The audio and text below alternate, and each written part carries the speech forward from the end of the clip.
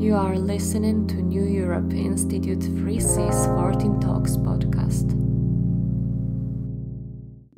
Today I'm with Mr. Mario Holzner, Executive Director at the Vienna Institute for International Economic Studies.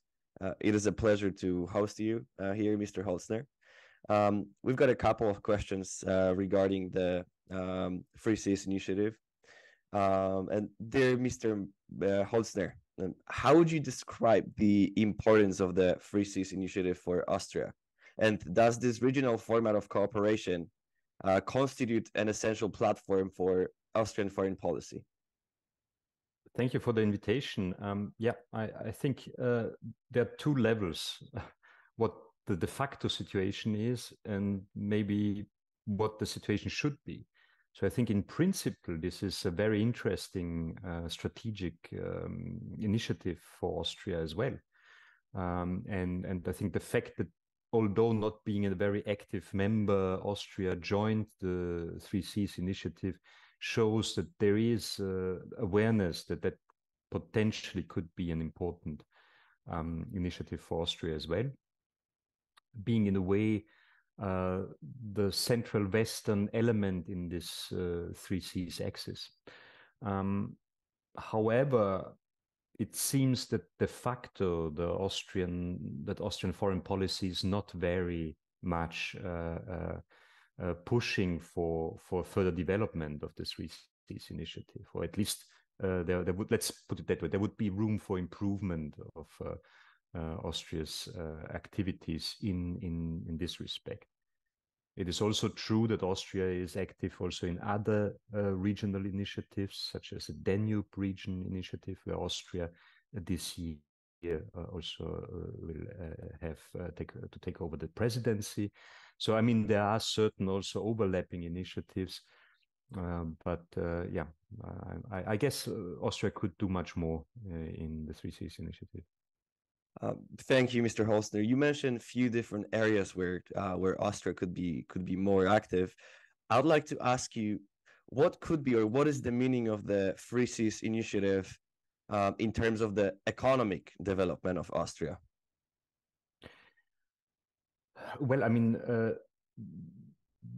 the Three Seas initiative, in its the basic idea is to, for instance, improve infrastructure in terms of transport, in terms of energy, along basically a north-south line with some extensions, basically in the area where geographically Austria is, but also Croatia. So there is also a smaller west-east component. Originally, Austria had some interest in improving west-east connections, but obviously now with the basically changes in the geo-economic and geopolitical situation in Europe, I think this north-south axis will gain much more importance, and hence also Austria, which one has to say the capital of Austria, Vienna, lies further to the east than, for instance, Prague or Ljubljana or Zagreb. So, I mean, in a way, the political and economic center of Austria is part of that region as well, and would obviously profit from improved north-south connections as well. Thank you. You mentioned a few different cities. I would like to ask you more about the country right now. Precisely, how would you describe the image of Poland in the Free Seas initiative? And is Poland perceived in Austria as the key player? Like Poland has a key role in the Free Seas initiative? That was so, as at least in the beginning, very much. And I mean, not only in Austria, but also in other countries of the region, it was obviously seen with a certain, let's put it, well, there was apparently some sort of a post-colonial element that maybe Poland would like to see itself as reconstructing the Polish-Lithuanian Commonwealth and these elements. I think that was also very clear from the Polish side that others could have such a view of the initiative. But I think more recently, and that is, I think, very good for the initiative that, for instance, Romania took more responsibility also in this initiative.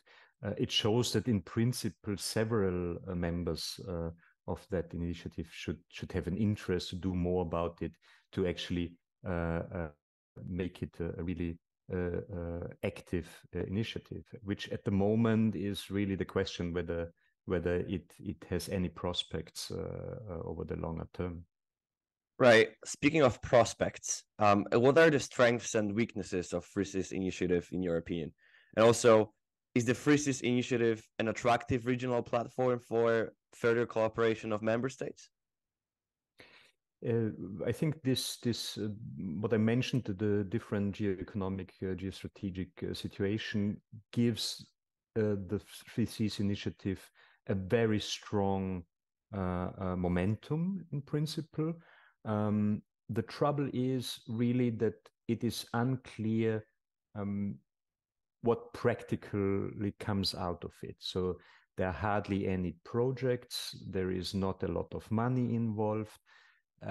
Things don't really go on. There are a few things that worked out, but overall it so far was not very successful.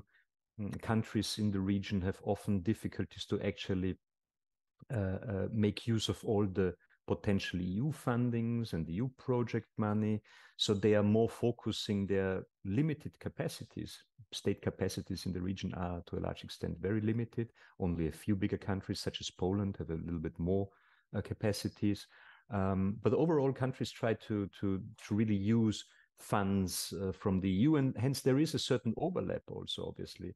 And then to a certain extent it is questionable whether ever the Free SIS initiative will be something that tops EU activities.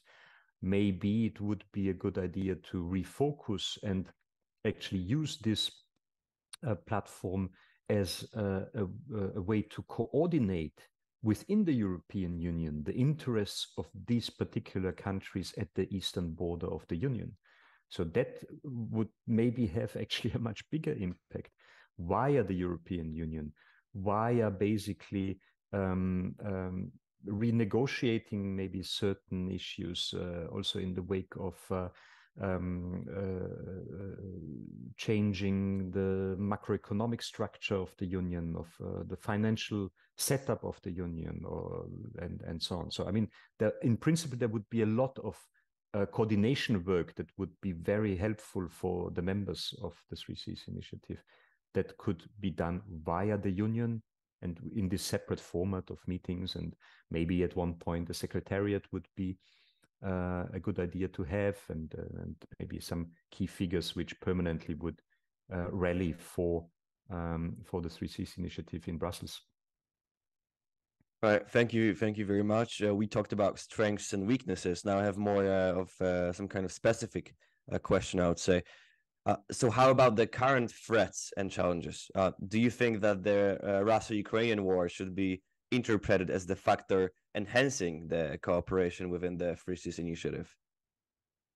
Absolutely. I think that is a crucial moment for the wider region, for the world, but also in particularly for the eastern parts of the European continent, and hence particularly also the eastern parts of the European Union.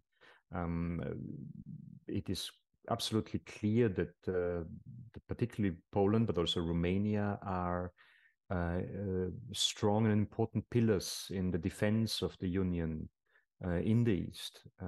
That basically there are interests that go far beyond the members of the Free SIS initiative to further strengthen also the smaller countries in the region, such as the Baltics, but also Slovakia and what have you. So I think the role of the Free SIS initiative and its member states has increased dramatically since the full-scale invasion of Ukraine by Russia.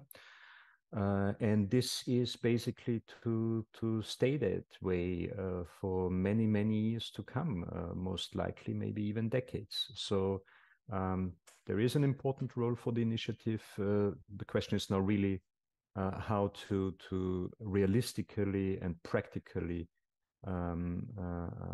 apply this opportunity, use the possibilities that are now there. Thank you. And the last question for today, you said realistically and practically. So what would be the recommendations for further development of the Free Seas initiative? Yeah, I think it needs regular meetings for coordinating foreign policy, EU policy, actually, so macro fiscal, macro financial policies, and find joint initiatives within the EU, but also other international and supranational organizations. In order to, with basically the goal to foster the economies, but also the security in the most general term. It's not only military security, it's not only energy security, food security. It goes far beyond that. It's, for instance, also social security, given also the demographic change, which is particularly strong in this region. So there are so many issues where there are also joint interests, and where actually what is lacking is a longer perspective, where you have politicians which can maybe also rely maybe on a secretariat that has certain funds, where there are some figureheads that would maybe for several years act as representatives of the initiative. And as those who would try to broker joint activities at the EU level. I think that would be certainly very important. However, even having a secretariat is not a guarantee that the initiative would really be very active. I mean, there is also the Danube region and so on. There are also secretariats, and we have all kinds of initiatives.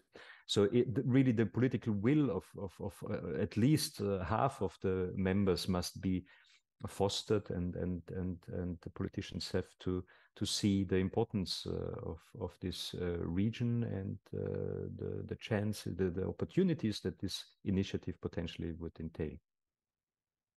Thank you very much for the recommendations. This was an interview with Mr. Mario Holzner, the Executive Director at the Vienna Institute for International Economic Studies. It was a pleasure to host you here, Mr. Holzner. Thank you very much. Thank you.